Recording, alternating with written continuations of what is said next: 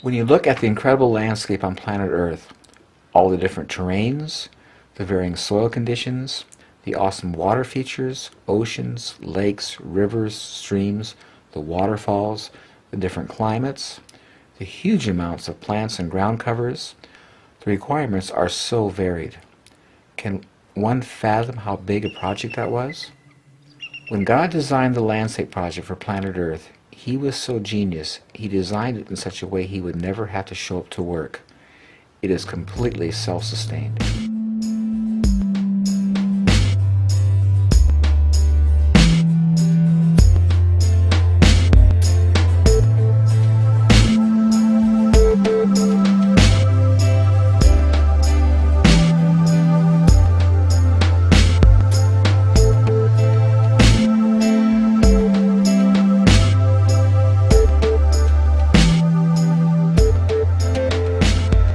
My name is Paul Gauchi, and I was raised as a gardener. My parents grew all of our food in Los Angeles as I grew up, and I remember as a 5-year-old kid, my dad on Saturday morning waking us up and saying, well, we got to head off into the to the horse stables and get some horse manure today. So we went down to a rental yard and got a trailer and went to the horse stables and loaded up manure and came home and spread it out in the garden and spaded it in. And as kids, we wore shovels out, spading in heavy clay ground, mixing soil and having a garden. It was wonderful growing up because there's never any time we were hungry. We could go outside and pick fresh vegetables and fruit all the time. And just down in California, there's nothing you couldn't grow. So it was just, we had it all year long. So it was really great.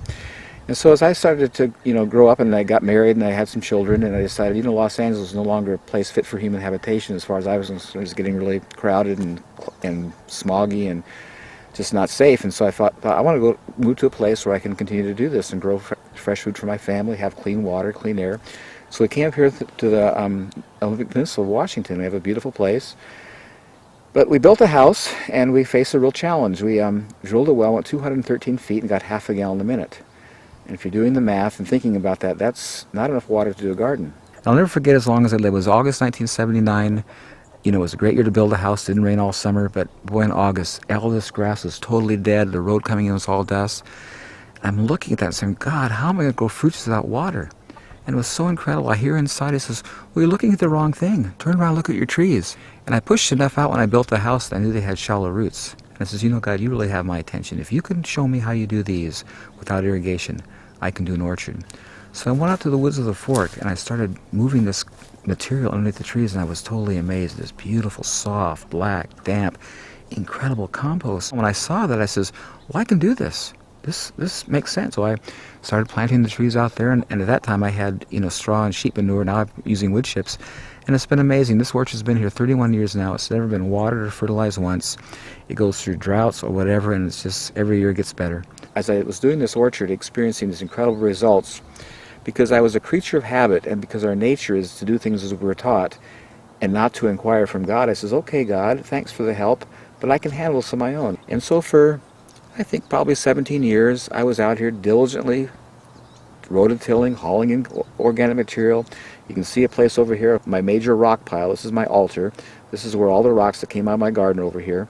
And I'm just doing this stuff, and I'm feeling I'm on this treadmill, just running in place, going nowhere, feeling like, how am I going to keep up with this? Every spring, the ground is totally muddy and wet.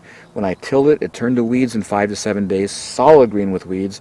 I planted things 3 feet apart so I can rototill with it, do the weeding with the tiller, and it was just labor intensive. And one day I got out my orchard, I don't know what motivated me, I got on my knees and I started moving these wood chips. And I'm down to my elbow in this beautiful black compost. And I got up and started screaming. I was so angry. I said, there's something wrong with this picture. I have been killing myself to get this in my garden. I don't have it. I didn't do anything here. And I hear inside, well, it works in your garden the same way. You didn't ask. I was so angry. I threw that tiller away and I started covering my garden with wood chips. I always say people, the greatest gift God ever gave me was that lousy well, because it opened me up to Him and to show me His incredible, work in creation. I've been a gardener for 55 years. I've done tilling, done all that stuff, and it's so amazing now. My only tool is a rake, and it's just so easy and so simple, and the production is so superior to what I ever had. Ever wonder why you're working? Ever tire of researching? Oh, there's gotta be a better way. So you lift your hands up and pray. Father,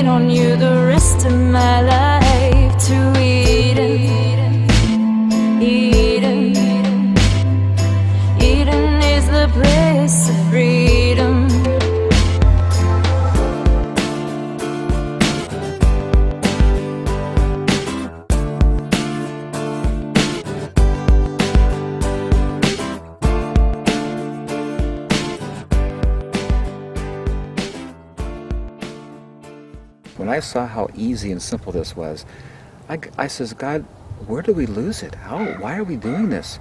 And it was so interesting. He took me right back to Genesis in the beginning. And if you look at in the beginning, when Adam and Eve were in the garden, they had this beautiful, relaxing day in the garden. And every afternoon and evening, God would come down and walk with them through the garden. And I'm sure as he walked through the garden, he would just share with them things that they saw in the garden that day about himself. Did you notice this? This is my character. This is all about me, kind of thing. And I'm sure they just had this incredible time, totally relaxed, no stress, every day. But when man sinned, the scripture said things are going to change. And the wording is, by the sweat of your brow, you're going to raise food. Thistles and thorns and weeds are going to compete with you. And the next verse says, and man began to till the soil. You see, man never cultivated in the garden. He tended the garden, but he never disturbed the ground. And when man got disconnected from God, he began to till the soil. The whole issue is so very simple. It's all about cover.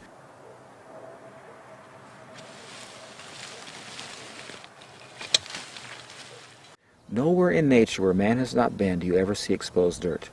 That only happens when man comes and takes the cover. Everywhere in nature where man has not been, it's either covered with needles and leaves or grasses, but the ground is covered. And the reason is because the ground is a living organism. And as all living organisms, such as ourselves, we have skin to protect us. The animals have fur. Fish have scales. Birds have feathers. And the soil is a living organism. And God has designed it and made it so it's always covered with something. And when you take the cover off, it becomes vulnerable and it gets lost. And this is the thing that amazes me about us as intelligent human beings, how we don't see it, because we've been experiencing it for thousands of years in a negative way. We're all around us, all through creation. Everything's just growing beautifully with no work. And we work hard to fail. When we came to the Midwest here 200 years ago, there was 8 to 12 feet of beautiful topsoil. I mean, gorgeous stuff. And if you've ever flown across the Midwest, you look down at the ground, it's almost scary. It's just parched, cracked, hard, totally desolate. Almost looks like desert. There's 8 inches of topsoil today because it's all blown and washed away, and they're still cultivating. This is not working, and we're losing topsoil. And topsoil in nature, it takes 100 years to build an inch of topsoil. I mean, it is criminal and incredibly devastating what we've done to the planet. Soil conservation people in the Midwest will tell you that it's okay to lose around 4 tons of soil per acre per year. I don't believe, I may be wrong, I don't believe that soil is forming at the rate of 4 tons per acre per year. When the soil erodes, the organic matter erodes and all the nutrients that were in the soil erode, and that's just gone. It's just a resource that isn't there anymore. I found that if I try to help nature at any level, I mess it up.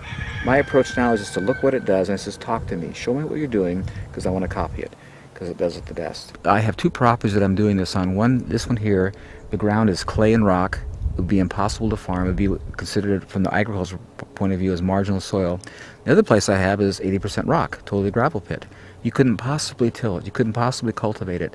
And in both of those places, I'm experiencing the most incredible, beautiful gardens. I love that scripture where it says, as we behold the Lord, we're being changed from glory to glory.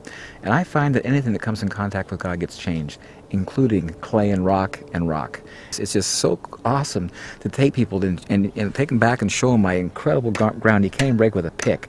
And walk on this stuff, it's totally buoyant, everything's just growing great, you know. And I didn't do anything. I just put the cover down and God does it all. Whatever organic, natural thing you have at your disposal, it will work. And I've used everything from straw, grass clippings, leaves, animal manures, rocks.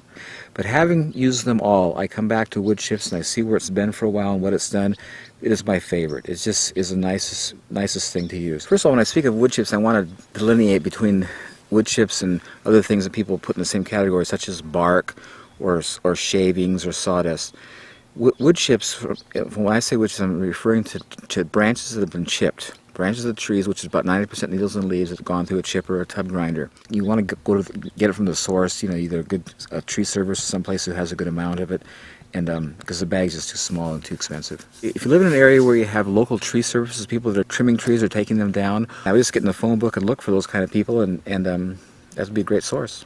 In most cases, to them, it's something they've got to get rid of, and so they're looking for places to get rid of it, so it shouldn't be a problem. Just this whole area you can just fill. Just pack it in tight. As much as you can bring, man. I'll use it.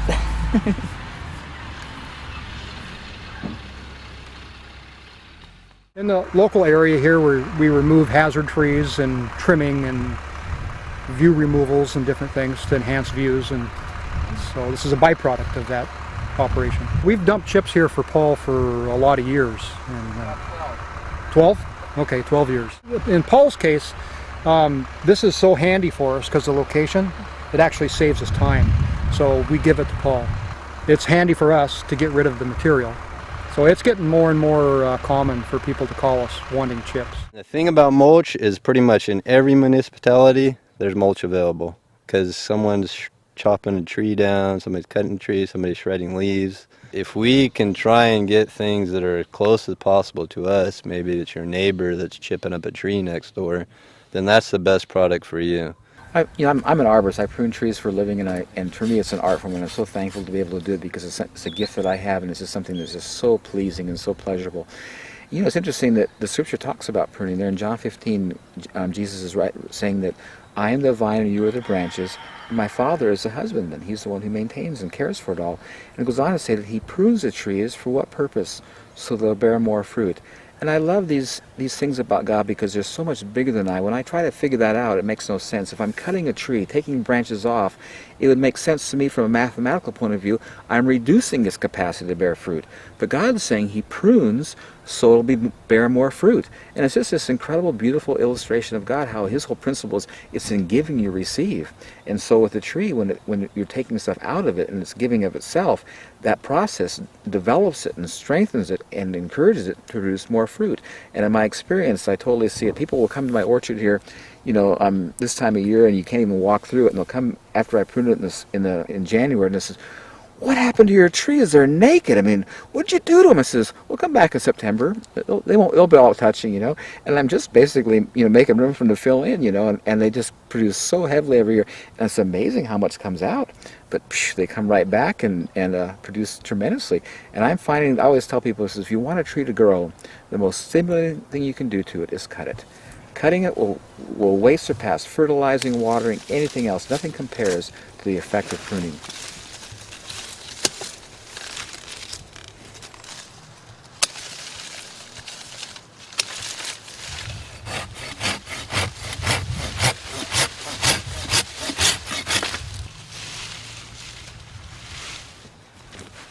Every time I prune, I've got all these good branches to chip up and put back, and every year it happens over again, and it's endless, and it's totally free, provided by God. And it's just, again, it's such a beautiful picture of his character.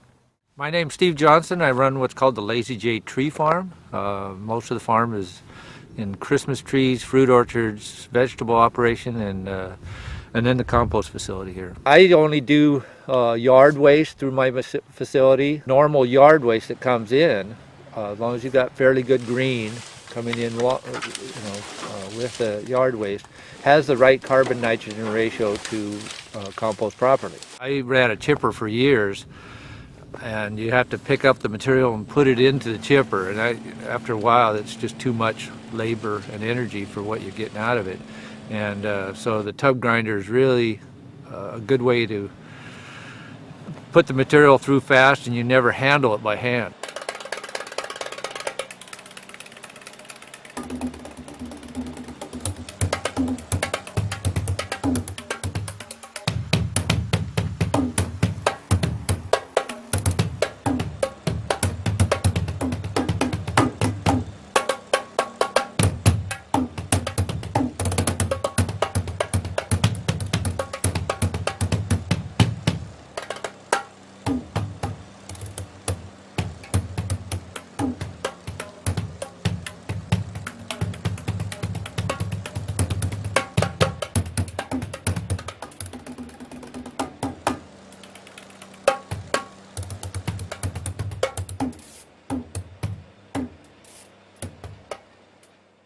It takes a lot of material to farm with it.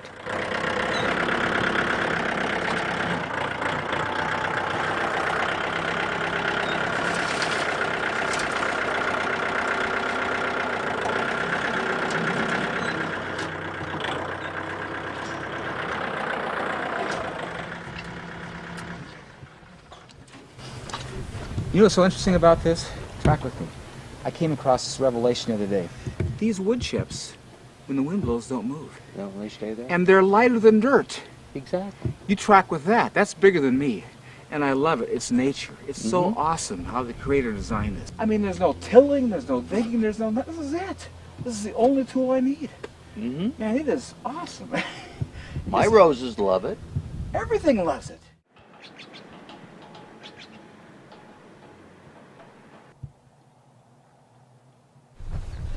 Well, I just went to the place where they make all this good compost and got a nice load of it. The last time I put this here was about 3 years ago. And I think with this application, it'll probably go maybe 4 or 5 years. I'm finding that this stuff is like compounding interest. It gains in time, and you have to put less and less down as time goes on. Look how the leaves, I just love the color of them, and just how succulent and healthy they are. There it is. There's 2 words I want you to think about when you come here. Sustainable permaculture.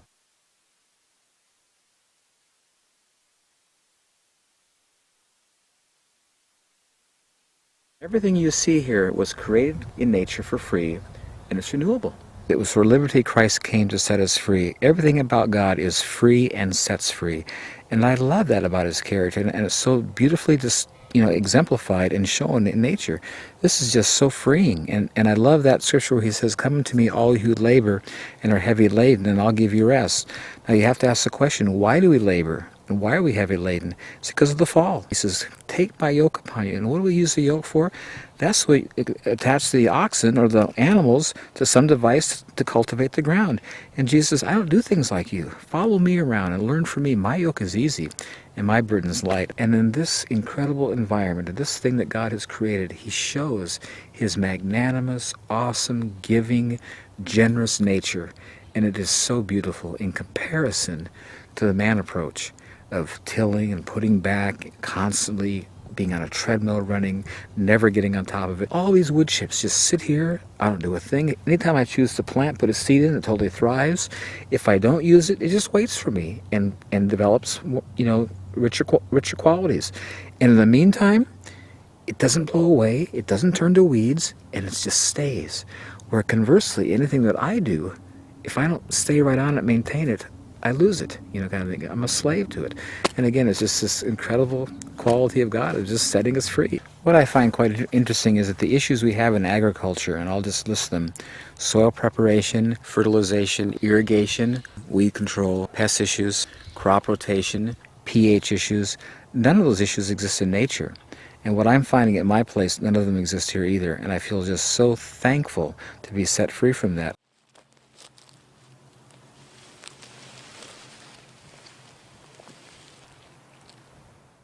Soil preparation, when you put the wood chips down, they never compact. They're always soft. Every year I come out to my garden, all I need is my rake and just grade it out, make a little groove and plant my seeds. Because the air is always present, because it never compacts, it never has to be prepared. You come to a place where you've got your garden, and your garden at the end of the year is all hard again. So you bring in this really nice organic material, manures, whatever, you till it in, you got this really fluffy, nice, aerated material, and you're so happy. Oh, what a nice garden. You get out in your rake and you plant, your stuff comes up. As the year progresses, when you get to the end of the growing season, that ground is right back to where you started. It's all compacted and hard again. And here's what happens. I use the example of a fire. To get a fire to go, you have to have 3 ingredients: ignition, fuel, and oxygen. In the soil, nitrogen is always present. That's the igniter. And when you bring in raw material, the fuel, and to get it there, air follows, it all burns up. You don't see smoke, but it all burns up. There's a number of different ways to use the material. If you take the raw grindings and mix it in with your soil, it'll rob all the nitrogen out of the soil to rot the wood or rot the material. So you don't really want to do that. So I tilled in these beautiful potato chip, wood-colored orange wood chips into my garden last spring, and I wasn't too successful. My soil test says that I'm way down in nitrogen. Because I tilled those wood chips in, I tied up all the nitrogen in my soil. But now I know you never till this stuff. You just add to it. which was the mistake I made. So by getting the faith back and going back to what Paul has taught me, I think this is going to work because it just is simpler, right?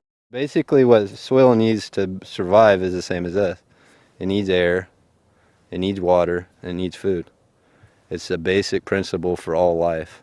And so when you take mulch, for example, which is true in the forest, because there's not just one grade, like someone didn't go through and sift it and it wasn't always all coarse material or it wasn't all fine material. There's all what they have like macro pores. So there's all these different air pockets through the soil. And so what that does is it keeps the top part of the soil and even further down oxygenated. And so there's that oxygen available, the microbes and the earthworms come up into the soil, and then they can actually deal with that material and break it down. Normally when people think about mulch, they might think about what they call bark nuggets, which are just big chunks. It has to have different sizes of actual material. You have to have small grades, you got to have things like needles, you got to have things like chips. You can't have just one standardized size and expect that to do the same as what, I mean, if we look at what Paul's got here and I dig down, there's probably, I don't know how many different sizes of chips all the way down to what the finished product is, which is soil or organic material to the point where it's, I mean, that's what you're going for. Now, if I took and I multiplied this by a couple hundred times and that's what I was using, it would break down, but it would take a lot longer, and the ability right away for it to help out diminishes. I started off with alderwood chips, which are kind of big potato chip sized chunks of wood. This has been here a year and it hasn't broken down yet. So I don't think this is what Paul's talking about. It would have taken too long to break down. And the other main thing that they're finding with a lot of different trees, grasses, plants, vegetables, compaction levels. A true healthy soil is not compacted, and when it does get compacted, it loses the oxygen, like those macro pores we were talking about, and you get an area where it becomes what they call anaerobic, which means the oxygen level is too low for the microorganisms to live. We're dealing, as I said earlier, with compaction here on our farm, and certainly we're growing root crops to help alleviate that problem. What we're also doing is adding wood chips on top, knowing that they're going to break down slowly over time, create fines, and also work into this compacted soil. So it's kind of like a passive tilling almost that's occurring, which is a really exciting prospect to think that we don't need the heavy machinery or, you know, the heavy disturbance. We can just keep adding and it'll work itself out. I have used the raw grindings, and there's a number of people that do this, is just keep it on the surface. You're basically sheet composting, and it's more of a mulch than an additive to your soil. I have a tendency to compost between 10 months and a year.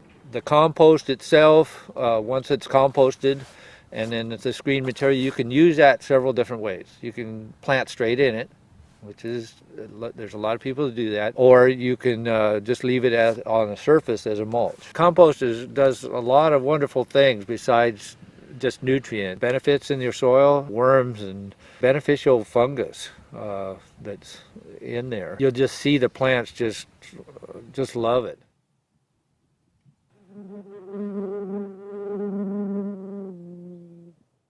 Fertilization, because of the compost material, every time it rains or you water, compost tea is being deposited into the soil, so you have a constant input of fertilization going on. Just not having a fertilized feature, to me, is just so amazing and such an incredible gift in this kind of stuff. And last year I had such an incredible experience, a real revelatory time. I had planted a row of spinach in the spring, and it came up really nice, and we enjoyed it. And I pulled it out and planted another one. It came up, the next one came up bigger and nicer than the one before. And then I was getting ready to pull it up, and one of my neighbors was talking about this black Spanish radish that was so good, so I planted that for her. And that came up, and she couldn't believe the size and how beautiful that was. And I'm looking at this, and I'm just contemplating what's going on. And she says, now God, talk to me. Every time I planted in the same row this year, each one was bigger and nicer than the one before, and I didn't fertilize. This is so opposite of what my experience is in gardening. Whenever I planted something, something was taken out, I had to put something back. And here I'm putting nothing back, and each planting is bigger and nicer than the one before, you know. And I hear him say to me, it was so incredible, in Romans 1, he says, the invisible attributes of God are clearly seen by the things he's made, so that no one has any excuse not to know God. And so I just started taking it in and says, look, God, what invisible attribute are you showing me here? He took me to Philippians where it says, and my God shall supply all your need, not from his riches, but according to his riches in Christ Jesus. And what he's saying there is that when he gives, he makes no deduction, he makes no withdrawal, he is the same. And he says this compost is illustrating that quality of my character. It gives, and it gives, and it gives. And there's no withdrawal, there's no negative. It just continually gives. And that's who I am. These leaves are falling down, and the idea is they're feeding the soil back. So they're done. So at this state, the chlorophyll is going out of them because they're going dormant. They're going to drop these leaves that still have nutrients, and the reason they're changing color is that green chlorophyll is gone, the pigment. They drop down in, and they're feeding that soil, and they're mulching it by their own. I mean, we're not coming over here and taking the leaves off and mulching below them. And if we go over here, or we go out in the forest, they're doing the same thing. So, I mean, they've been developed over these eons to do it, and so, I mean, why question it? Obviously, that's what wants to happen. And when you go out, and someone might say, well, that's not true with grasses. You go out into the grass field, let's say the prairie of the Midwest, there was grasses that were over my head, but underneath it was mulch from the grass. You know what I mean? It wasn't just green living grass with nothing out. There was mulch, all those blades of grass that had broken down fed the grass. There's nobody that goes out there and fertilizes that. I mean, that's the thing that people always say, well, you got to have fertilizer. You have to fertilize. Or, I mean, if there is no out, you're not taking it away, you know, it's all going back. The animals were eating the grass and it was still going back. So if you can recreate that in a garden, it's the same exact thing. The leaves come out, they do their purpose, they go back into the soil. It's really simplistic, and sometimes the most simplistic things are what people don't like to accept as being the answer. Whenever you buy fertilizers, there'll be three numbers or three things that they're analyzing in the fertilizer. It's nitrogen, phosphorus, and potassium. Nitrogen is what gives the green, the good vigorous growth. The phosphorus is what creates the budding and the flowers and the fruit production. And the potassium is what gives hardiness and health and strength to resist disease. And all those things are important to be in the soil for the health of the plant. Chemical fertilizers, even though they have the numbers that say they're adequate in these features, do not have minerals. And so the plants that are growing without minerals don't have those in them, so they don't have the nutrient qualities that plants that grow in organic soil do. The minerals simply aren't there in the soil anymore. And so it'll take up what it can get, but it isn't there to be gotten. And so you end up with a fruit or a vegetable or whatever it is that simply isn't as nutritious as it once was when we had more fertile soils. Just the sort of calcium, magnesium, potassium, iodine, those kinds of things, the things that aren't fertilized typically, you know, as 30-40% reduction in what they were getting 50 years ago. That's pretty alarming, which is helps explain why food doesn't taste as good as it used to. It isn't as good as it used to. It's not as nutritious. I always go to that scripture where God says it's good for a man to bear the yoke in his youth. God's saying up front, if you're going to have anything of value, you've got to work for it. But he says if you do it the right way, you want to do it early on, do the work up front, and if you've done it right, over time, it'll produce for you. And this is what I think is so neat about the wood chips and God's way. You see, when they came with chemical fertilizers, they told the farmer, you can have this immediate lush growth now. And they were right. What they didn't tell you down the road using these chemical fertilizers, that every year you had to use more and more to get the same effect, and your ground eventually became sterile. When you use the organic approach up front, it's kind of a lot of work to bring in those wood chips because, you know, you got to cover the ground. It takes a lot of cover. But over time, what I found at my place is that you start having this incredible gain. Initially, you put a lot down, and you have to, you know, in a few years, you got to put it back again. But I'm finding that each time I put a layer on, it's a lot longer before I have to do it again because I have this incredible base built. And it's like you have a foundation that's just growing and getting, you know, better and better. So over time, you're getting a higher and higher yield with less and less input, which is how it should be, because you get older, you have less energy, and you want to get return for your effort, and that's God's way. That's how he is. I love that scripture in this. It says, "Do not despise the days of small beginnings." You know, and I just encourage you to be patient. Nothing happens of any value quickly. Things that are of value take time, and the beauty of this process is that as time goes on, it just becomes more and more valuable. So, you know, if you don't expect miracles at first, because it's going to take a little bit of time, and as you plant things and you feel they're not doing as well as you'd like, then you can use fertilizers to supplement. Eventually you won't have to, but initially you might, and that's okay, because you've used them anyway before this, so you can continue to use them now. Good organic manures, if they're clean, work well. But as it goes, you'll find that you won't need to use those fertilizers, and you really have an investment that cannot be compared to what the rest of people are doing in dirt. You got horses, you get horse manure, that's a given. Not too many constants in life, but that's one of them. You got to get rid of it. Okay, so what do? We clean the stalls, we take it out, we dump it in a pile. People want to use it for mulch. It has to be kind of a superior product. So what we do is we feed Eastern Western hay. It's professionally grown, and there's no weeds in it. And that's really important, because weeds, the weed seeds will go from hay, will go through a horse's body unhatched, undeveloped, and come out, and you'll get weeds. We use fir and hemlock shavings, so they decompose very rapid, as opposed to using cedar, which decomposes or doesn't, you know, very slow. And it's so simple, even I can do it. You just make a pile, and then I don't haul anything unless it's at least 6 months to a year old. In our garden up here, our experience has been you can plant right in it, you know, because it's chips that have dissolved, as well as the manure and so on. So we've had really good luck that way. It would not be good in the garden without being decomposed with something else, you know.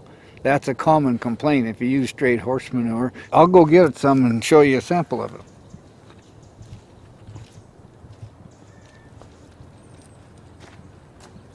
You can see how there's no manure in there. It's all decomposed, and this is gradually decomposing also the same way. And as you use it, you'll notice that each year the soil gets better, you know. Especially if you, like Paul was saying, where you put down a ground up wood chips type thing and then cover with it. It makes a sustainable program. It's a recyclable thing, and then of course the vegetables or the flowers or whatever you have grow. They die for winter. You put more on. It's a circle type thing. Yeah, and it makes you feel kind of good, because ecologically it's pretty darn sound, you know. Our culture is so wasteful, and so most people think, well, get rid of this wood chip stuff, get rid of it. You cut stuff in your yard and stuff. One of the things that you probably know about Paul now is that any waste out of his garden goes over into the chicken coop or into the chicken pen.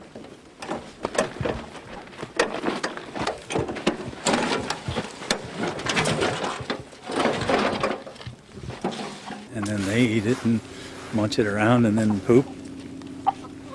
And then he brings that back over here and dresses it. Well, I think one of the most beneficial parts of a garden is to have chickens around, because there's such, I mean, the eggs are great, but you see they deal with all your waste, all of your yard waste, the expired stuff in the garden, my grass clippings, any weeds, all come to the chickens, and those are really nice organic products for them that they eat, and whatever they leave over turns into what we're going to be exposing here in a minute. They're out here all day long just kicking. You can see all those little grooves in here where they've been digging in, and they're excavating. They're constantly picking seeds out, any bug kind of thing. So they're working this material. And as you're going to see shortly, I'll tell you, I've never seen compost so nice. This almost approaches topsoil. It's just such beautiful stuff. Anyway, I'll just show you how easy it is to get.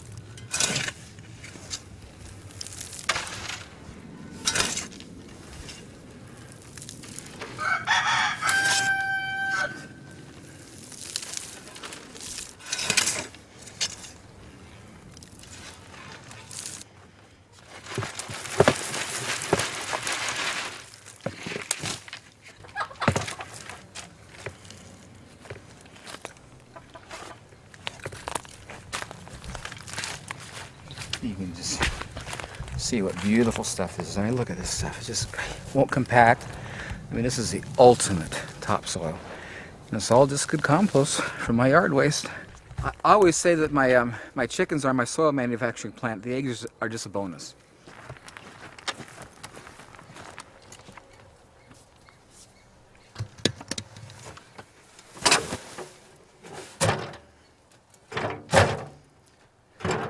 Look at this beautiful fine stuff.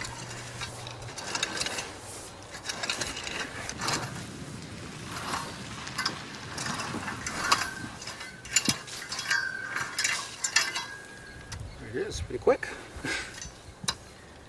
Somewhere down there there's a soil, and that's good, you know, presumably the soil has been protected, and in the meantime it's been breaking down and getting a little bit richer with time.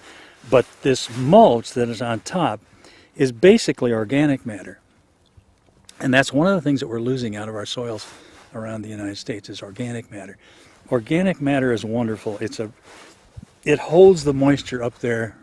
It's like a sponge. It just holds it there, and it just sits there. The plant can stick a little root hair in the water, and it sucks it. It's just like a straw about this big around. You know, it just comes up real easy. And plus, being in contact with that organic matter, it's got plenty of minerals, plenty of nutrients, lots of nitrogen, and all that sort of thing. It's quite interesting. People always ask me, well, what your soil's like if they tested it? I says, well, I've never tested it. I've already seen where I came from. It's getting so much better that I've just been really happy with my results.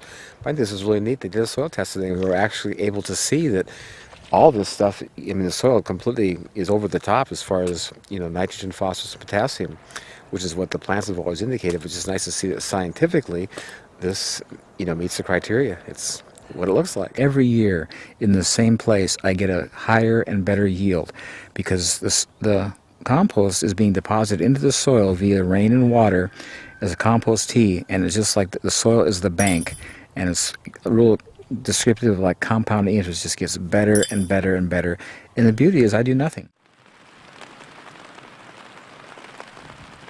Irrigation, well, the rain does great, as it does everything out there. Nature does everything with rain, and so it is here. Now in the summertime when I'm planting seeds out in my garden because it's dry on top, I'll water initially to get them up. But once they're up, I stop watering. When you go to plant and you pull them aside, if they're not wet, you want to water because seeds have to have damp ground to sprout in. And so this, you know, whatever state it's in when you go to plant will indicate whether you need to water or not. Irrigation is a big issue these days, especially with places where there's not much water or places when there's too much. Although we're in Washington, the evergreen state, you know, it's known for having lots of water. Here in the rain shadow of the Olympic Mountains, we're getting about 16 to 18 inches of rain a year, which is very dry. And of course, that dry season is the growing season as well. And so, you know, the importance of efficient water use is just, you know, at a maximum. There are a lot of problems with irrigation. One is that it's a lot cheaper or easier. It's a lot easier just to waste water. Spray the water through the air or dump too much water on the ground and it'll infiltrate and it'll sort of disappear, and so you're not bothered by it.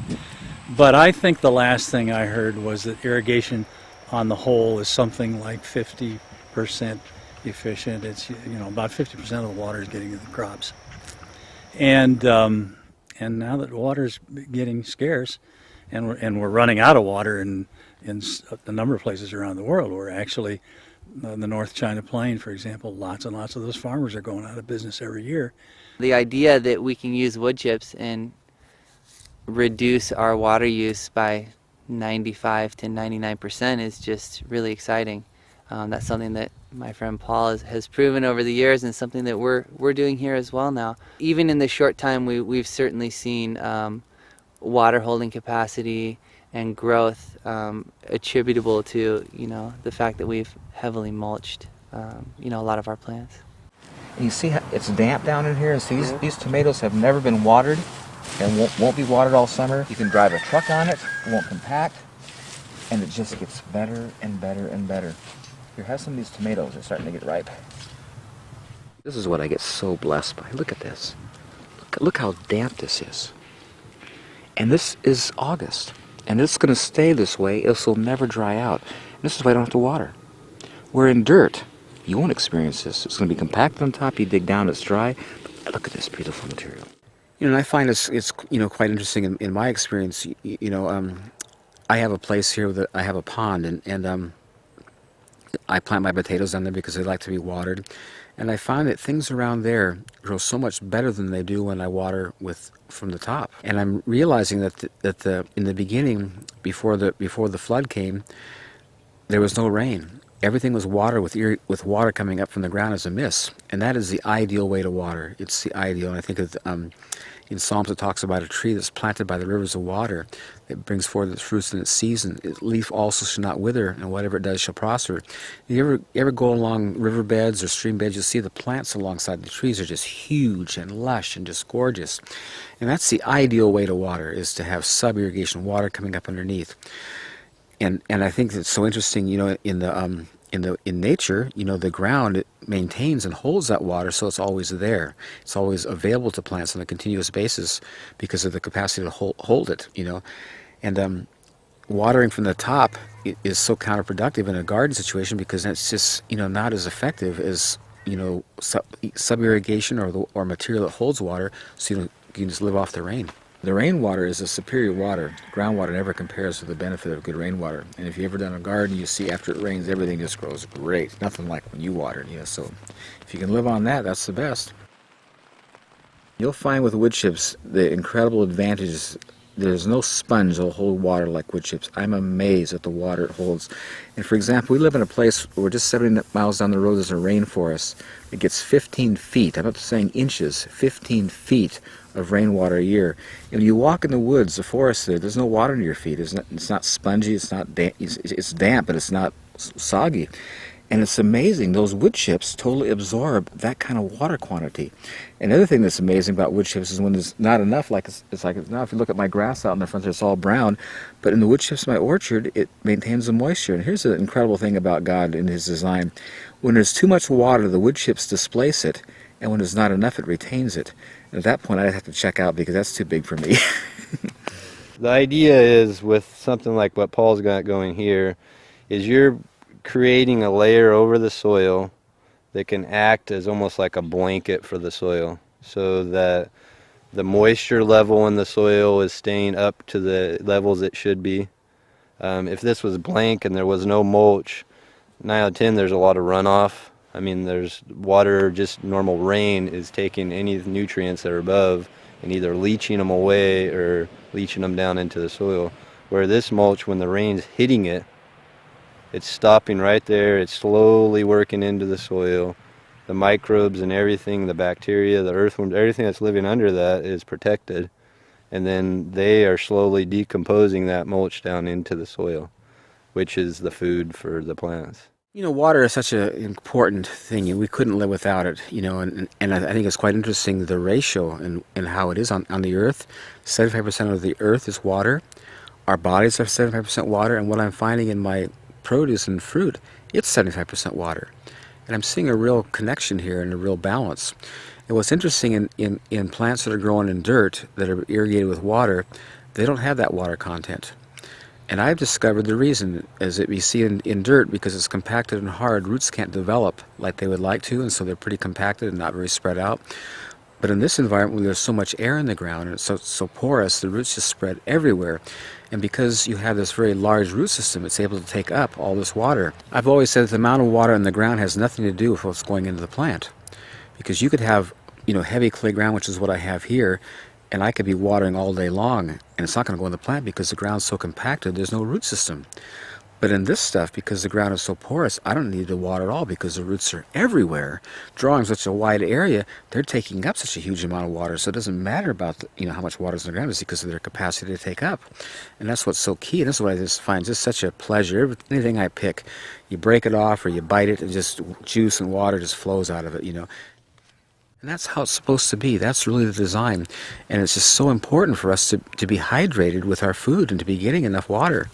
And like I say, the stuff you buy in the store, it just doesn't have that water content. Oh, this fennel is like, I can't even describe it. Isn't it awesome? It explodes in your mouth. It's amazing. But everything, you see all the water in that? It's all about roots. You know, you got to water 2-3 times a week depending on what the temperature is, what your soil is, and sometimes more if you have sandy soil. And Paul never waters. Never waters. It's, you know, you go out there and it just blows your mind. Just blows your mind. You see, because the compost holds the water so well in the ground, I don't need to irrigate. And because I'm not irrigating, it just stays totally weed-free, because when the weed seed blows in on top of these dry wood chips on the top, they can't germinate. And the other nice feature is when you go to pick vegetables, it's not muddy. It's not got dirt all over. It's totally clean because I wasn't watering. And when you walk on it, it's nice and dry. There's no mud. It's just such an incredible benefit not having to irrigate continuously. And they noticed, like when we started getting some rains, all of a sudden these little weeds started popping up in places. So you see, those seeds were here all summer, but now that it's starting to rain, they're going to come up. You know, I just take my rake and rake them out. It's not a problem. They don't have a lot of, you know, a huge amount, and they're very easy to control. But it makes such a difference when you don't have to irrigate continuously as far as your weeding issues.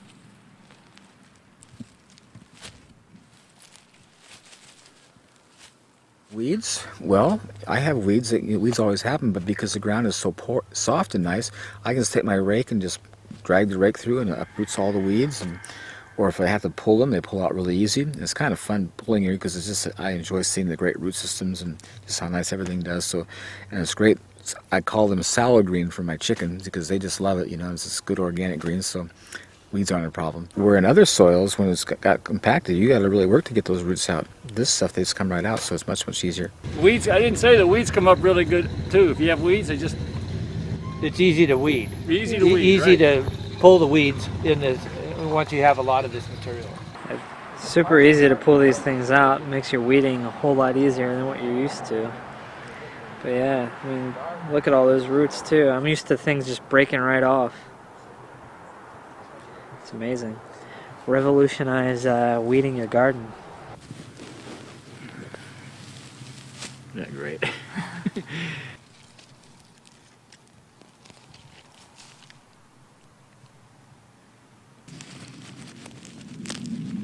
Look at that good old root. So it just makes it such a difference when I used to get down and have to pull weeds and you have to get a tool to get underneath to get the root because they break off. The blade goes straight down next to the dandelion, and then I just simply pull back like that. No, I got pretty much all of it. When I used to till this, it was just solid weeds. Blows my mind because it's just like this was the same space. So the same wind, the same seeds are blowing across here, but because of the cover, I don't have the issue. This is one of the reasons why organic food is so expensive, because of the incredible labor-intensive weeding operation. They have to, you know, get down and pull all those weeds because they can't use herbicides. This is a beet bed, and highly intensive labor to weed it, just to pick out the weeds and thin them, because there are weeds out here. We take about 4 hours per bed. A 3-foot by 30-foot carrot or beet bed take about approximately 4 hours to weed. I was for years in God's face trying to figure out what weeds are all about. I says, how come I have weeds here? I've done my best to get under your, how come they're here? And he came back so fast it almost scared me. He says, they're not your weeds, they blew in for your neighbors. They're cultivating, and they're creating weeds, and the seed blew into your place. And you'll always have that as long as they do this kind of a thing, you know. And I love that scripture where how it says that all of nature groans and travails waiting for the manifestation of the sons of God. You see, they know we're disconnected, and they're groaning and travailing, trying to save the earth because we're just totally disrupting it and losing it all. And I think the answer is so beautifully described there in 1 John 3, where it says, "Beloved, now we are sons of God, but it does not appear we shall be. But we know that when he appears, we shall be like him, for we shall see him as he is. And everyone who has this hope in himself purifies himself as he is pure." I think that's so key, because nature is waiting for that day when we'll be all like Jesus. We'll get reconnected with God and be taking care of the earth as he intended us to.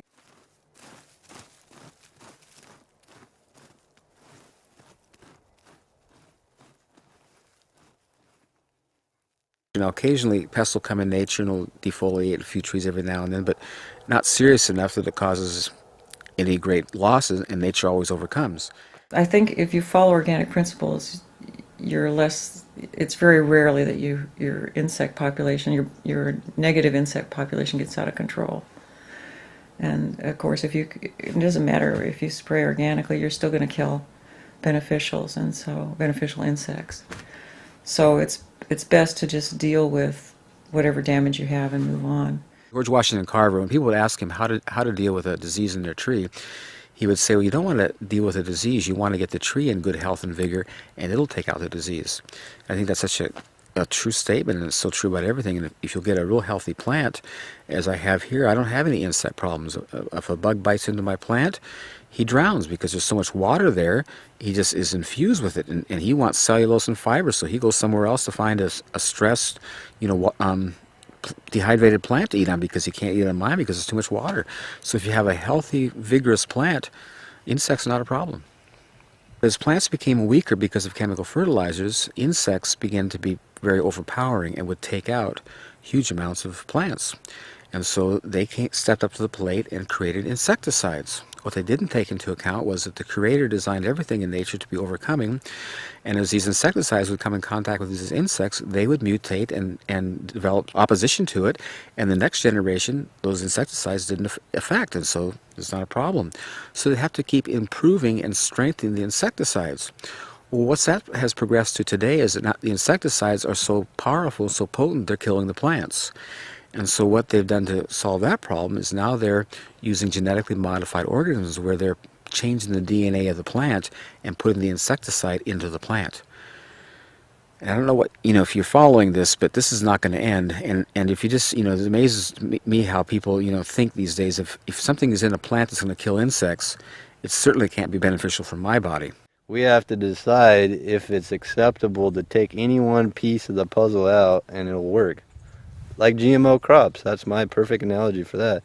You can't take a DNA strand and start pulling pieces out and putting in different chromosomes and expect for that to achieve just one thing. Oh, it's just going to make it resistant to Roundup.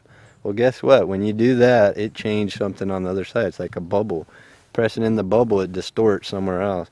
So down the road, and so I guess what I'm going back to is we have to keep thinking of a holistic approach on any of this. You can't just take one piece out and think it's going to be okay.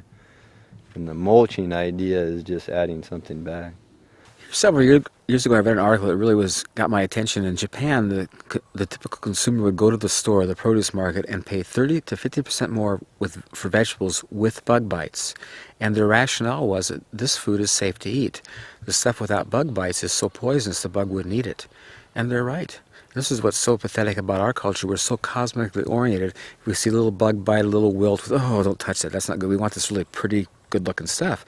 But we don't realize that those things are all part of nature. They happen, and you can cut around it or you can get rid of it. But, to be so put off by a bug bite and then to create food that's so poisonous that the bugs won't eat, and then you eat it, is not very smart, not very good for our health.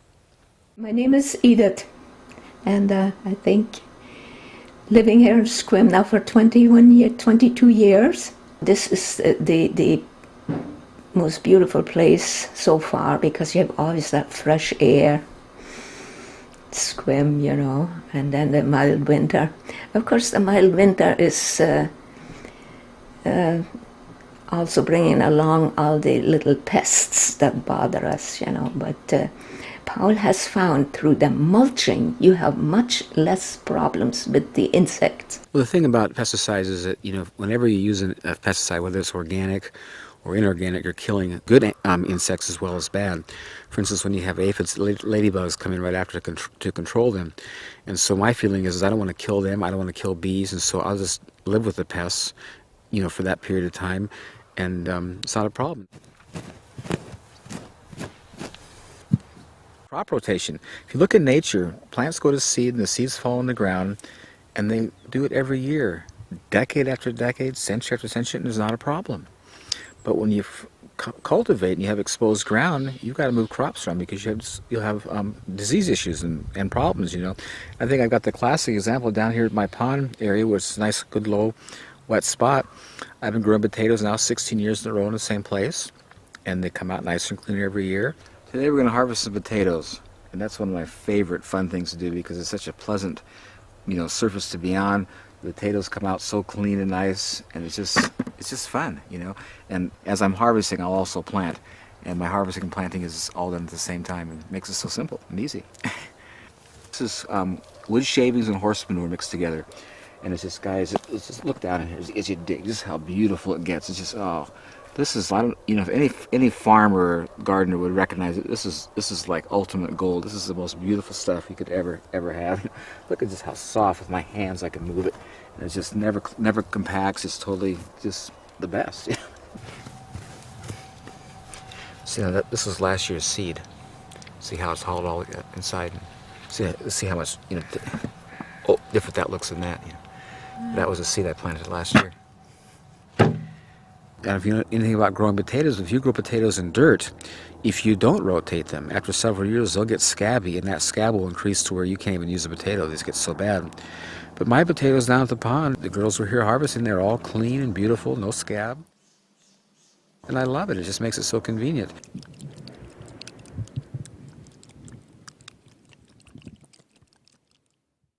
pH issues. You know, I have over here in my herb garden, I've got blueberries, which everyone knows is a very acid-loving plant. But right next to it, I can grow Swiss chard or cucumbers or anything else that's alkaline, and it does well too. So here I see again all those things that we work so hard to correct: soil preparation, fertilization, irrigation, weed control, pest issues, crop rotation, pH issues. In nature, it's just all beautifully done by itself, and so I just enjoy having the convenience, and it just makes it so much easier. Well, the reason people don't grow their own food, because if it's done traditionally, it's just a lot of hard work. I mean, you become a slave. I always tell people, when you do a garden, if you don't stay on top of it, it turns to weeds and you lose it. It's something that requires all your undivided attention, so it's very labor intensive. And people don't have the time or the energy or the desire to be so tied into something, because it's just such a big... Where this is just so opposite. You know, it makes it so simple. This is why I so want to get this out, because in the past it's been so hard and so counterproductive and negative, where this is just so awesome.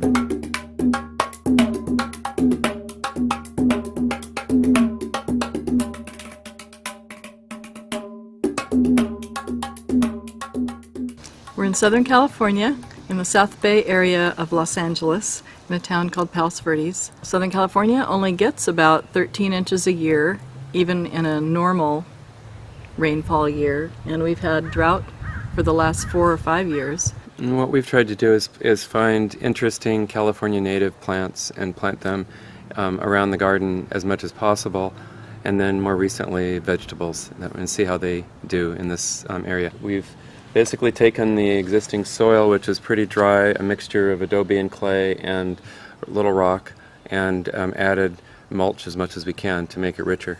Certainly we hope that plants will grow more healthily and more readily with less water, and so that's kind of an experiment. And this is actually soil that we've worked a little bit, but has lots of hard particles and doesn't work very well for plant roots. So definitely getting it more moist and adding some compost on a regular basis is important. In Southern California, it doesn't get terrifically cold in the winter, but it can get quite hot in the summer, and it's definitely a way to hold in the humidity and to keep the soil from drying out so much during the hot months. Well, just recently we learned about a source of covering through the Los Angeles Sanitation Department. They are taking the green recycled clippings and yard waste and those kinds of things, and grinding it up and making it available at I think 6 or 7 different sites around the LA basin at different times during the week, and just come and pick it up. So we've done that a couple of times now, and getting big barrels full of free mulch is great.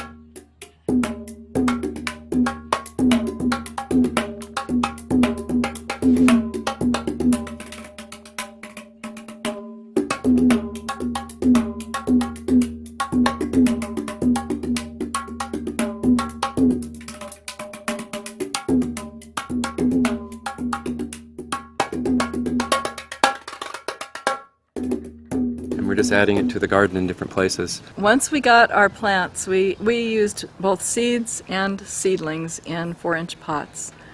We cleared away the wood chips we had laid down on the original soil, just in an area big enough to dig the hole into the existing soil. Then we put the wood chips back once we'd gotten the plant established in the hole, and surrounded the plant right up to the edge of the stem with the wood mulch.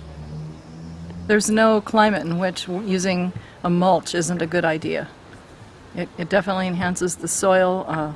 encourages worms and other beneficial insects and discourages the non-beneficial insects. Yeah, we've been pleased with the growth of worms in our garden. We have lots more worms just in the last 6 months because we've been also working on getting our own compost going, and that's like a worm farm, so it's great to add those to the soil. Easy to do, much easier than Very I thought easy. it was going to be. I work with middle school students, and it's a really good compliment to me to go out and just kind of work with plants and be quiet and enjoy watching them grow. Certainly, I feel that most of my students have never had the experience of planting a tree or a plant, and they're very disconnected. So I think that's part of the key, and the kind of food that most of the middle school students I see eat is heavily processed without much nutritional value. So I feel that schools and communities need to look at that seriously as a health problem, as a lifestyle problem, and deal with it certainly through garden projects. That's one way, so that people can potentially create a small garden. If nothing else, it's meditative and kind of a deep satisfaction knowing you've grown some of your own food. But there's a long-term need for that. And Ron was right, the connection to the earth business is just completely lost. Mm-hmm. Yeah, it's pretty It's sad. important to re-establish. Definitely need to get back to the Garden of Eden.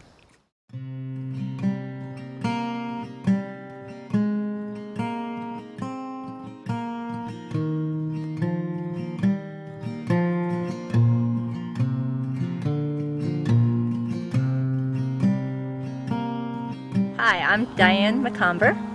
Hi, I'm Hannah McComber. And I'm Mark McComber, and we are in Gettysburg, Pennsylvania at the Back to Eden Film Demonstration Garden. When we were asked to maybe help do a demonstration garden, we had a slight problem. We don't have land, we live in town.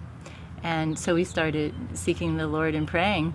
We want to be a part of it, we want to do it, but what do you do if you don't have land? And we started the journey, the search of asking, and it was amazing. We had 4 different people that actually offered us plots of land. And one day Mark was talking to Jeff Wilson and about we needed land and wood chips. We needed a provision. And we were seeking the Lord, and none of the things seemed right. There were little glitches with each of them, and we kept waiting and listening, and it was amazing. Jeff said, I have land, you can use the churches. And that's how we actually got to have the demonstration garden here at Heritage Assembly of God Church. When I was talking with Jeff Wilson he was asking how to do a garden, I said, well, first you need wood chips or a covering. And around here, there are a lot of wood chips because a lot of tree service companies and a lot of people have trees in their yards and the woods around. And the road crews are always cutting the trees for the power line, so that's a good source for wood chips. Mm-hmm.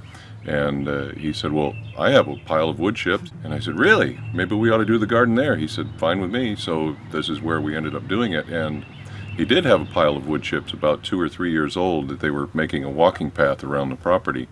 So we got permission and used those wood chips, and we laid the garden down. Getting more wood chips has been a little bit difficult because the tree service companies, they're more than happy to deliver them if it's convenient for them. And it just so happens that here, this site is on the way home of a tree service company. So if he's got chips, doesn't have another place that wants them, if the homeowners don't want them, then they drop them off here. To lay the garden down, the first thing is to go through and dig out all the thistles, and we found even dandelions and goldenrod and things like grapevine can be a problem.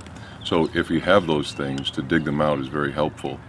And then find a source for some newspaper. And we found a source for free newspaper at the local rescue mission. Gave us all the newspaper that we needed, an abundance of newspaper, and we laid it out. And we're blessed in that it's wetland down there, and everything just laid down, and that was to kill all the weeds and the grass that was growing underneath.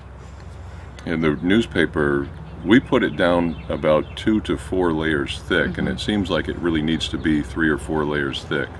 And where there wasn't newspaper, there were weeds. There were weeds coming through. And the beauty of it too, when we laid the newspaper down, Grandma and Grandpa were here, and Hannah was here, and Sarah and Dana. It became a whole community family thing. It was of laughter and fun. We got the newspaper down, and while somebody held it, somebody else would take a wheelbarrow full or back the truck around and just take a fork or a shovel and sprinkle it on the wood chips until we could get the wood chips on there heavy enough.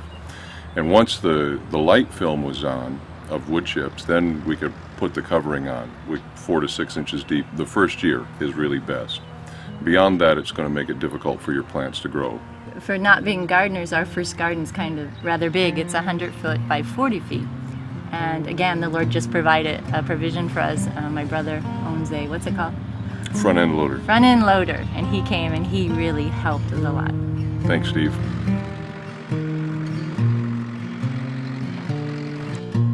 Work the soil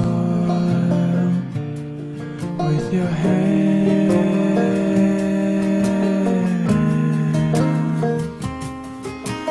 Work the soil with your heart.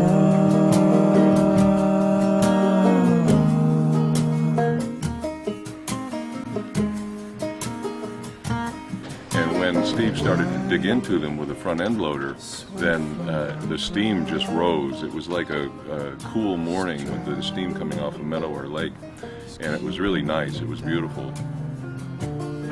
I shift my eyes to the sky, where I know my hope will be found. Thank you!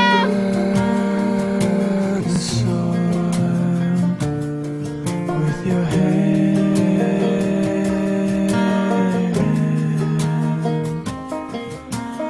Work the soil with your heart.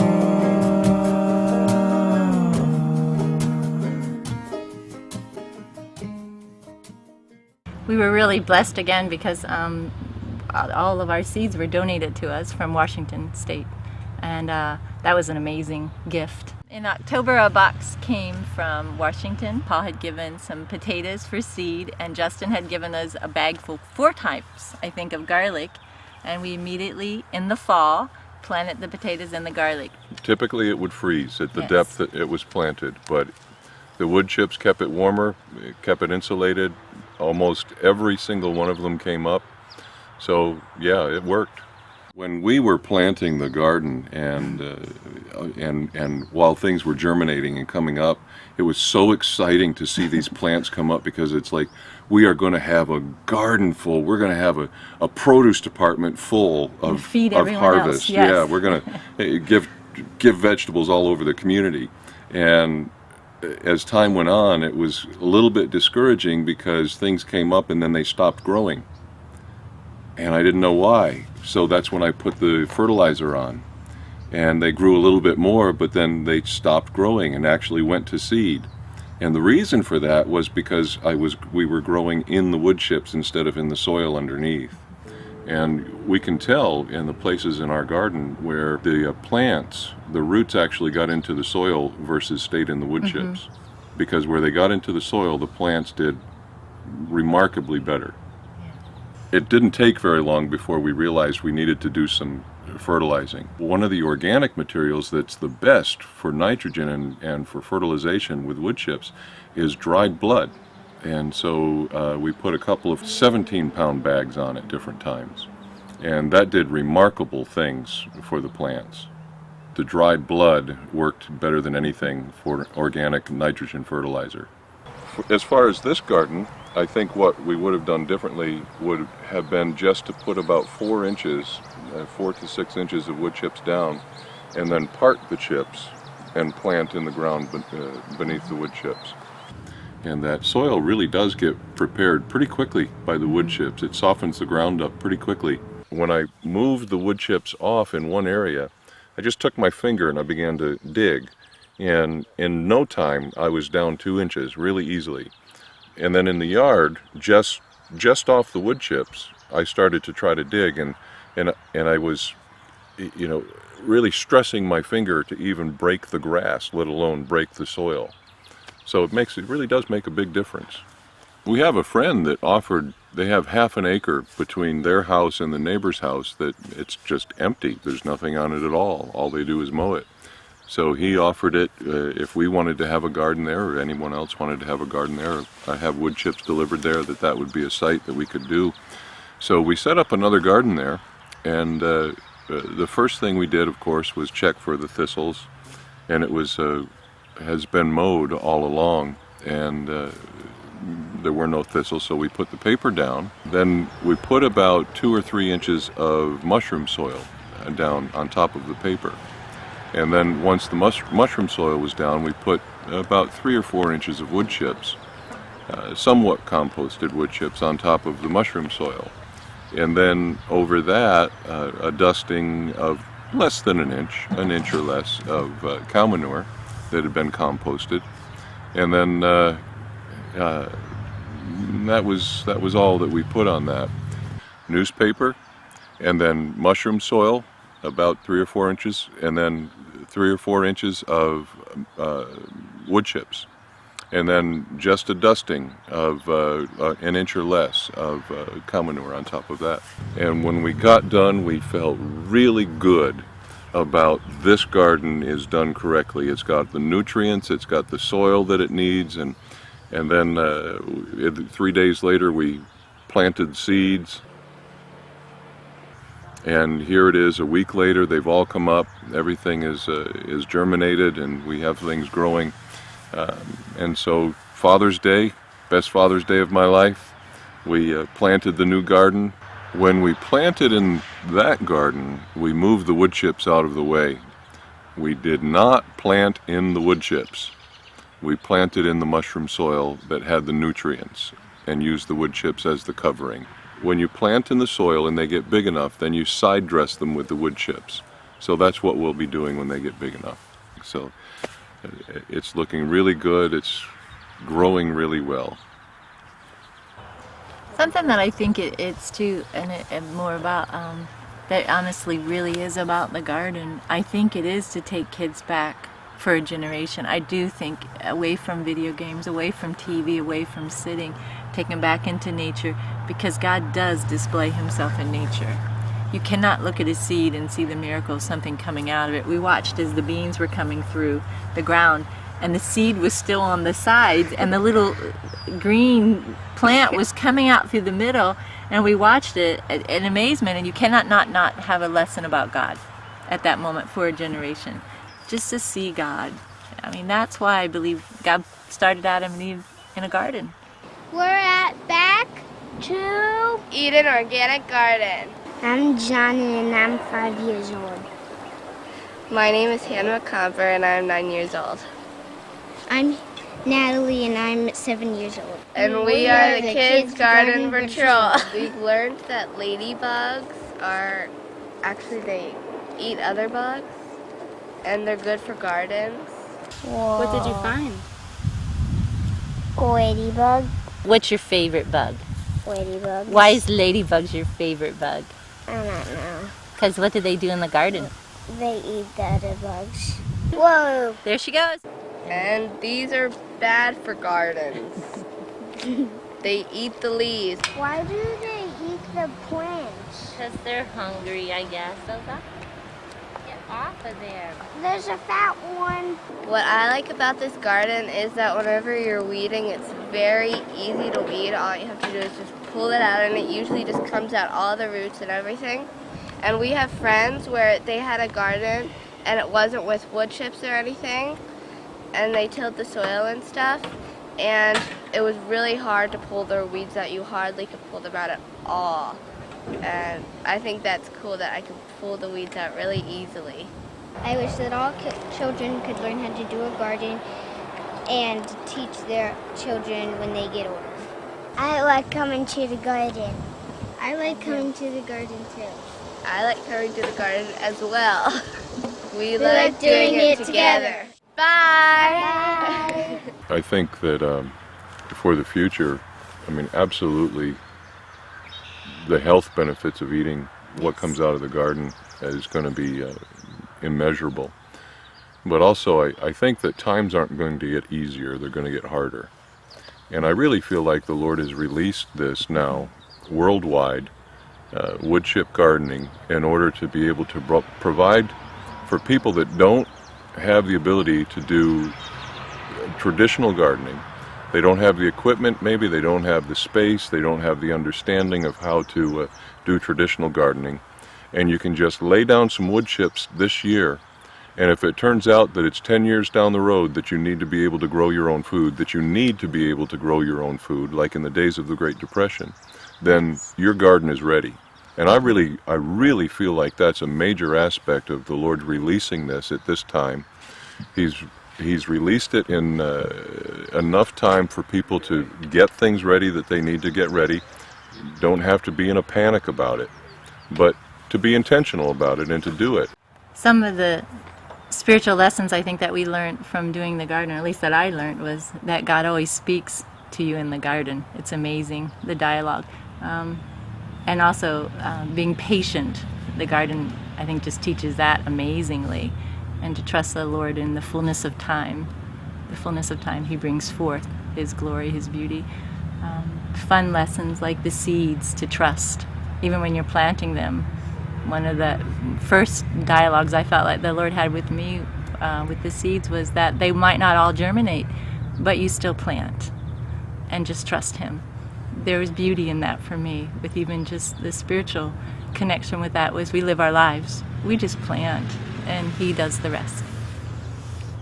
I think one of the main things that I've learned from the garden was that, we really did receive a seed from the Lord about wood chip gardening, the covering, and was very excited about it, and then wanted to just move on it quickly, and having to have patience to wait on His timing as to where it's going to be, how it's going to be, and then, things coming up. He plants the seeds, but the things come forth in His time. And He's put the seed in us with this, and things have come forth only in His time. You can't force it. And every time have tried to make something happen, like getting wood chips or getting a vehicle or equipment to move the wood chips, it's just, you have to wait on the Lord, because it's His time, and He made such an emphasis over that it became so clear that if you're working too hard, you've stepped out of His rest. So just let Him do it. He puts the seed, it'll come forth.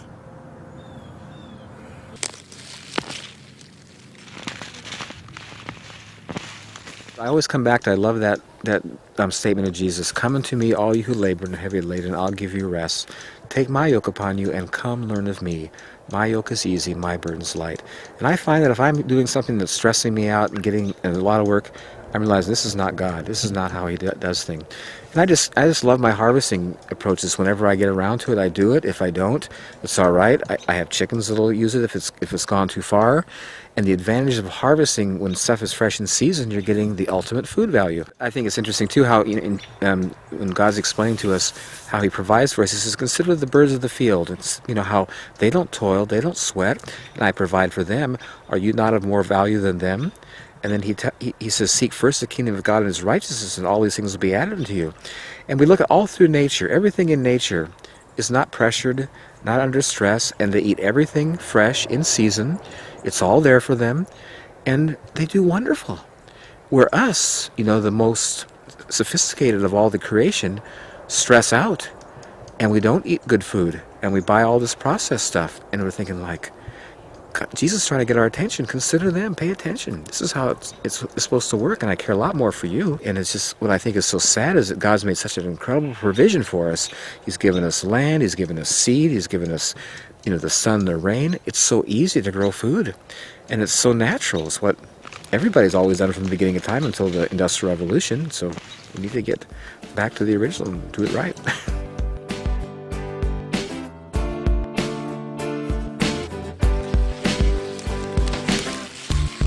Ever wonder what's this longing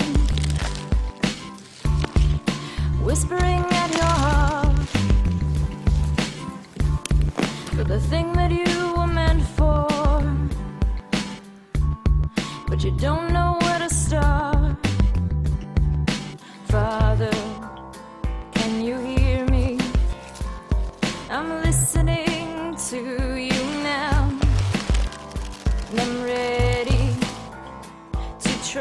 trust you to lead and guide me somehow. The creator of the universe concerns himself with me. He's passionately revealing his coach of love and of peace to Eden. Eden, Eden is the place of freedom.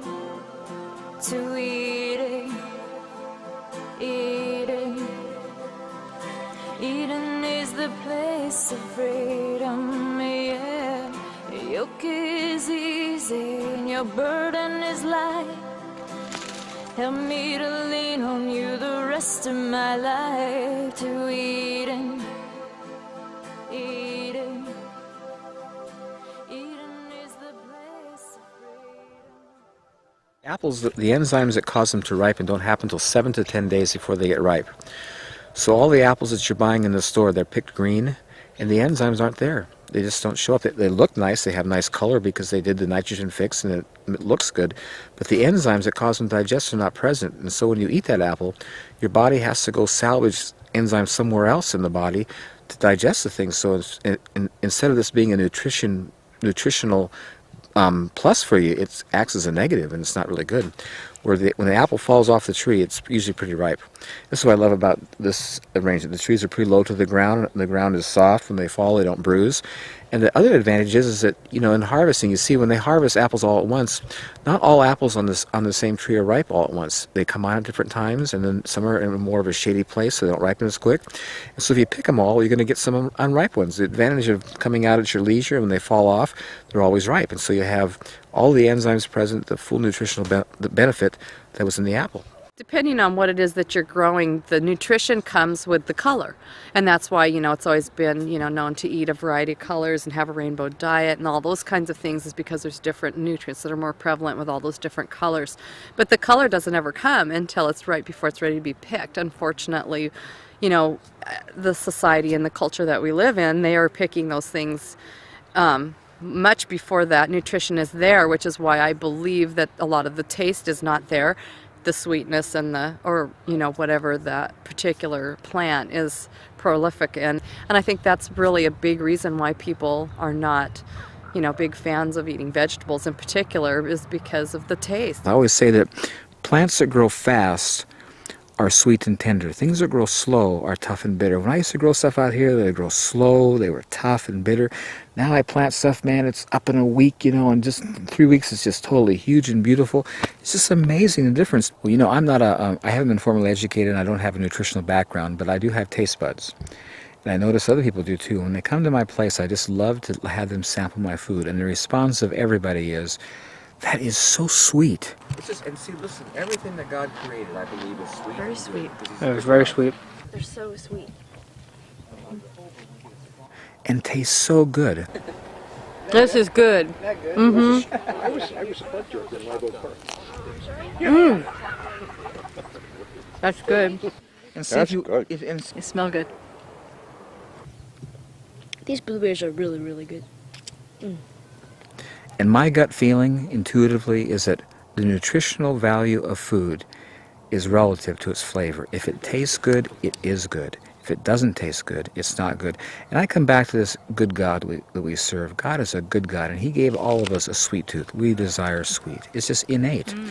He didn't give us that to frustrate us and cause us to be, you know, put on edge and say you can't have this. He gave it to us to satisfy and bless us because He's good. And I'm finding that in my garden, everything is sweet. It is all sweet. And it's so pleasing and satisfying. And I think I'm just beginning. I'm just basically on the edge, just approaching how God made food to taste. And it's just so wonderful. And I just tell you from experience, when you eat this, I eat this stuff all the time. I just out here grazing all day long. You have this sense of just overall feeling good. You have energy. You're not stuffed. You're not bloated. You don't get tired. I'm thinking, like, this is how we're supposed to live. This is just right. And it's a result of eating this live food, fresh in season.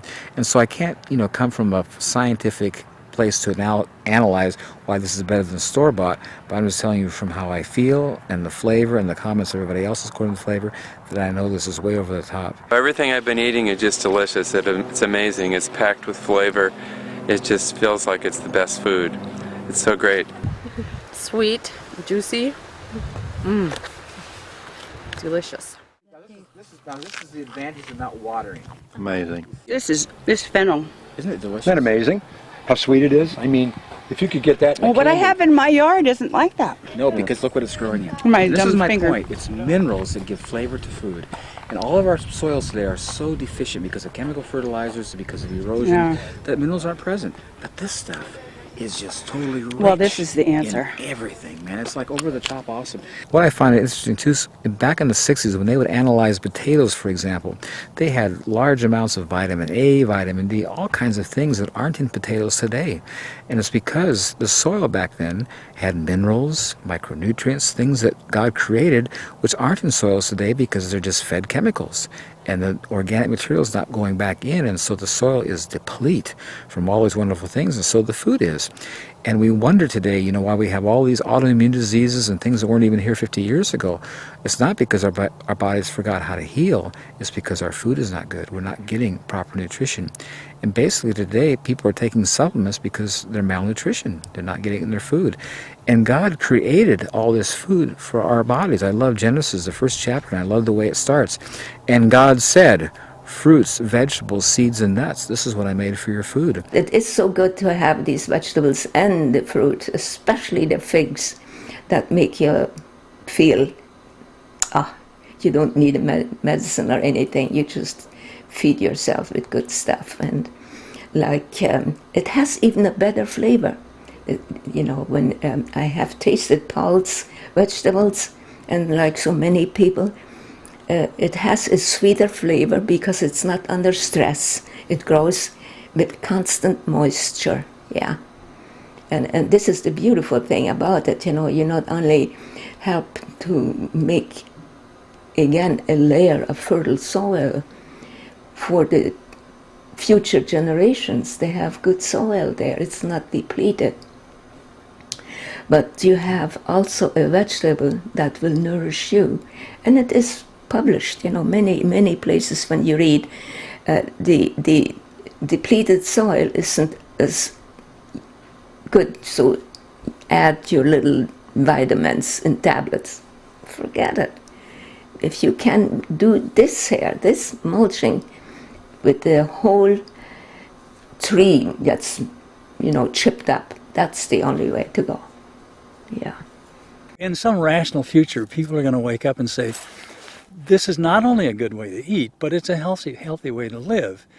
And ultimately, when you start thinking about quality of life, if your kids are healthy and you got plenty to eat and you're leading a healthy lifestyle, man, the rest is just gravy, whatever else you do. So yeah, I think this has a significant potential to be a big part of the human future. A lot of people mistake this place as a farm, and it's not a farm. This is a home where my family lives, where I raise my family, and I did this intentionally to have a place where they'd have a wonderful place to live, where we could grow all of our own food.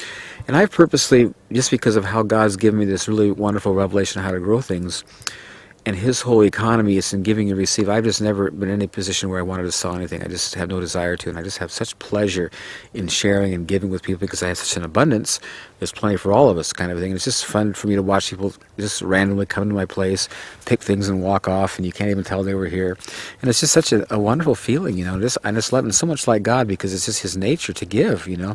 And if we just get connected with Him and start doing things His way, we have an abundance. He provides us with all we need, and we have excess to give away and to bless other people. And it's just a great way to live. I love it. I heard about this garden today from my friend Marcia Brees and her brother Mitch. So we took a notion to come up here, and it's been an incredible revelation. The gardening techniques are a revelation. As the owner was saying, they're so simple, so straightforward, so profound that many people overlook them. Gardening with compost, not using any water, and this is the result, is just a revelation to me.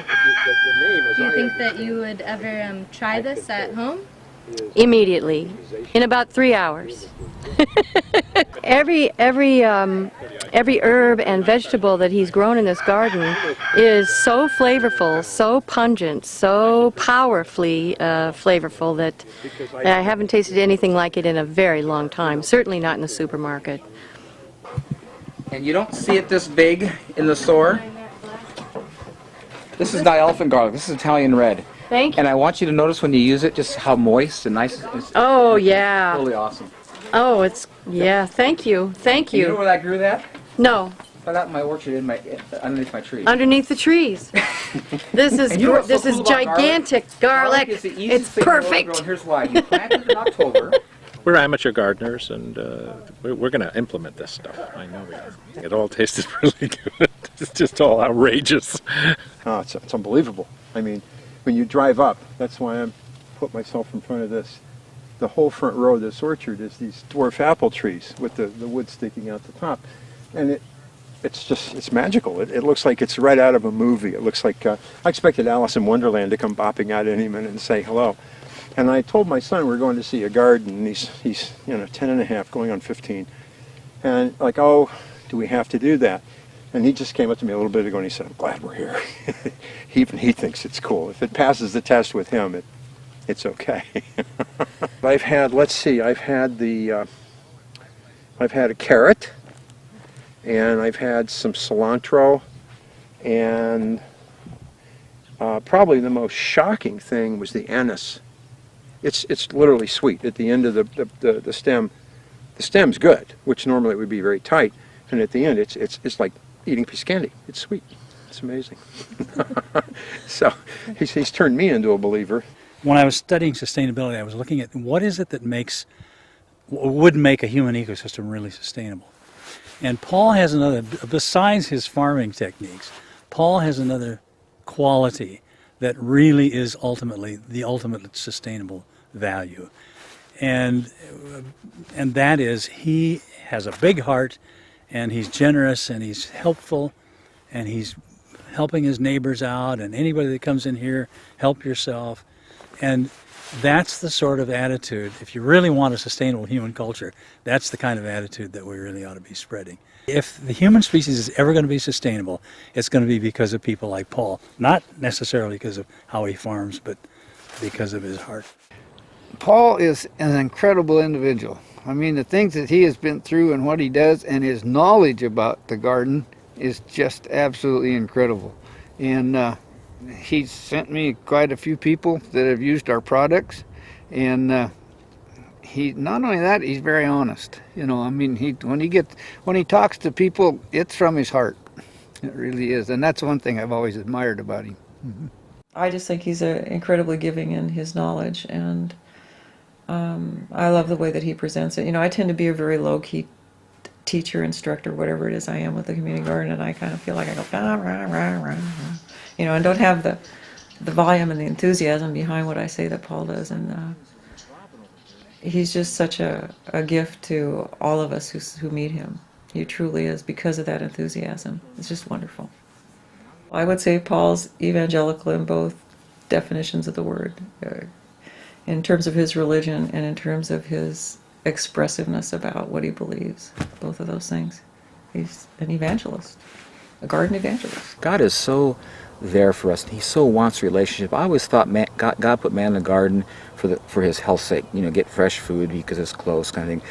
But it's way more than that. It's about relationship. And when you're out in creation, if you're just semi-paying attention, you're hearing and seeing God. I love, you know, Psalm 19, the heavens declare the glory of God, and the earth shows his handiwork. Day and day utters speech, and night and night showeth knowledge, and there is no speech or language that voice is not heard.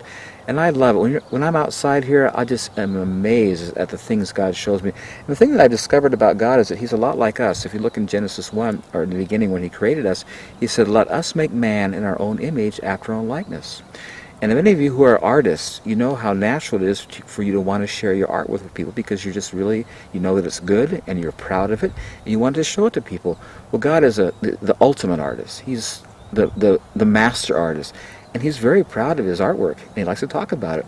And I find when I ask him questions about nature, he just is right there. Yeah, and let me tell you this, and let me show you this. It's like, it's just awesome. What I find so interesting about God's creation is so in line with the Word of God, because he's the author of both, and the creation and the Word are saying the same thing. They're revealing the beautiful nature of God and showing his handiwork, and they're totally synonymous, and I love it, because whenever I'm hearing from him, the Holy Spirit always brings scripture that verifies and validates what he's saying, and I know who I'm hearing from.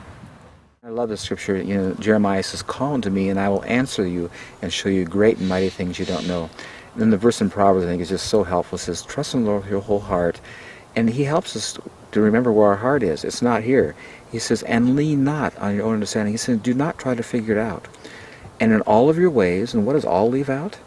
"In all of your ways acknowledge God, and he'll direct your paths." Very simply, God's saying, he says, listen, when you have issues, ask me and trust me in your heart. Don't try to figure it out, and I'll show you what to do. When I come out here in the garden, I'll have issues and stuff, and I'll just ask God. I'll just give you a neat example. One day I had a bunch of people over here, and the guy noticed my potatoes over here, and he says, "Well, how come you don't hill your potatoes?" In a typical garden or farm where you have potatoes, because as potatoes grow, they expand and they'll come to the surface. And when they surface, the light will hit them and turn them green and makes them toxic. So the farmers have to keep hilling up dirt to keep them covered, you know.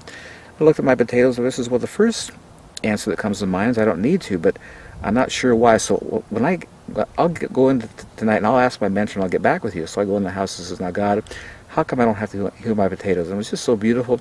It was like he took me underground and showed me a potato develop. He says, "Watch this potato, because the ground below it's compacted and it can't move down. As it expands, because dirt is heavy, it falls off the potato and the potato comes to the surface. And for that reason, they have to keep hilling dirt over it to keep it covered.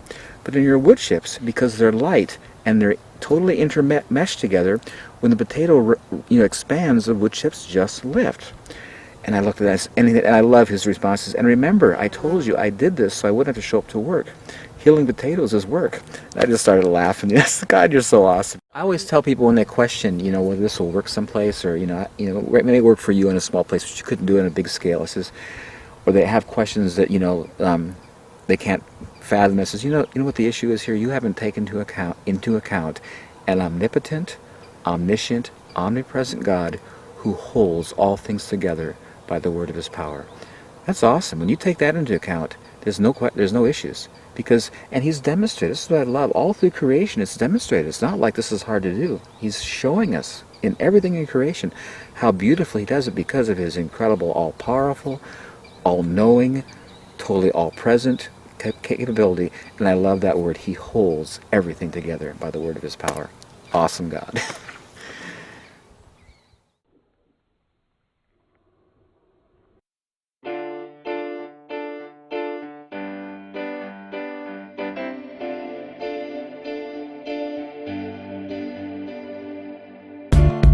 Ever wonder why you're working? Ever tire of your searching? Oh, there's gotta be a better way. So you lift your hands up and pray. Father, can you hear me? I'm listening to you now.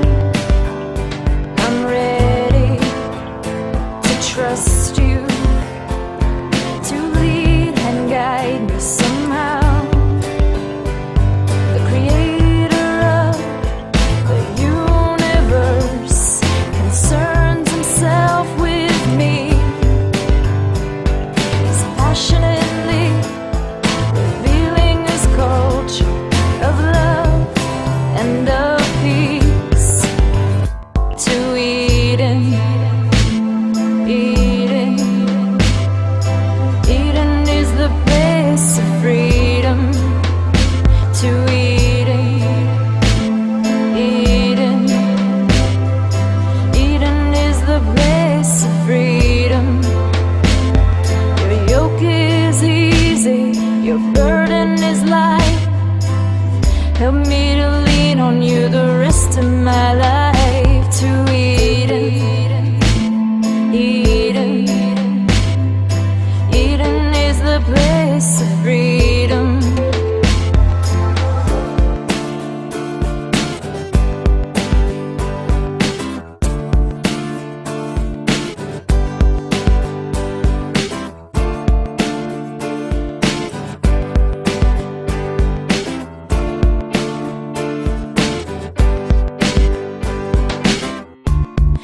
ever wonder what's this longing whispering at your heart for the thing that you were meant for, but you don't know where to start? Father, can you hear me? I'm listening to you now, and I'm ready to trust you, to lead and guide me somehow. The creator of the universe concerns himself with me. He's passionately revealing his culture of love and of peace to Eden. Eden, Eden is the place of freedom. To Eden, Eden, Eden is the place of freedom. Yeah, your yoke is easy and your burden is light. Help me to lean on you the rest of my life. To Eden, Eden.